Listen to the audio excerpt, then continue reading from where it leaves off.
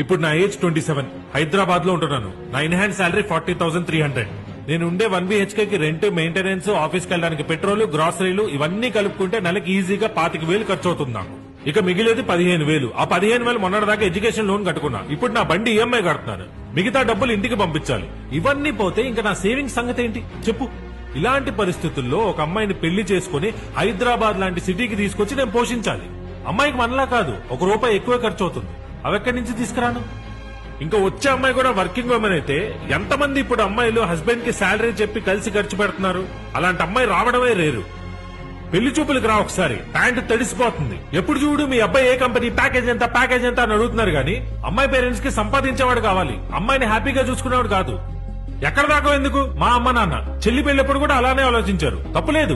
అందమైన అమ్మాయిలందరూ లవ్ మ్యారేజ్లు చేసుకుంటున్నారు. యావరేజ్ గా ఉన్న వాళ్ళేమో గవర్నమెంట్ జాబులు చూసుకుంటున్నారు. ఇంకా మిగిలిన అమ్మాయిలు డీటెయిల్స్ పంపిస్తున్నారు, ఫోటోలు పంపట్ల. పెద్ద అప్సర్ అసలు. మరి ఈ అమ్మాయి డీటెయిల్స్ పెళ్లి చూపుల వరకు కూడా రానివ్వట్లేదురా.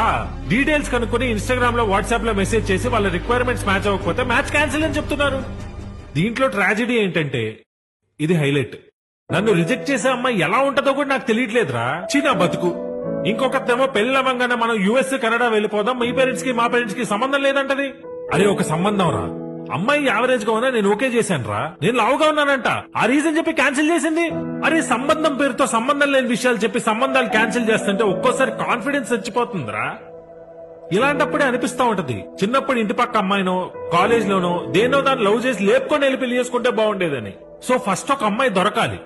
దొరికిందే అనుకో, మేమిద్దరం సంపాదించే సంపాదనకి హైదరాబాద్ లాంటి సిటీలో సేవింగ్స్ ఉండాలి. ఆ తర్వాత మాకు ఇష్టమైనవి కొనుక్కోగలగాలి, ట్రిప్పులకి వెళ్ళగలగాలి. అవన్నీ దాటిన తర్వాత పిల్లలు. అరే మేమే సరిగ్గా బతకలేకపోతుంటే ఇంకో ప్రాణాన్ని భూమి మీదకి తీసుకొచ్చి ఇబ్బంది పెట్టాలా? పెళ్లి చేసుకొని చాలా మంది హ్యాపీగా ఉన్నారు, నేను ఒప్పుకుంటా. కానీ నాలాగా ఆలోచించి కంప్లీట్ గా పెళ్లి మీద ఒపీనియన్ పోయిన వాళ్లే ఎక్కువ.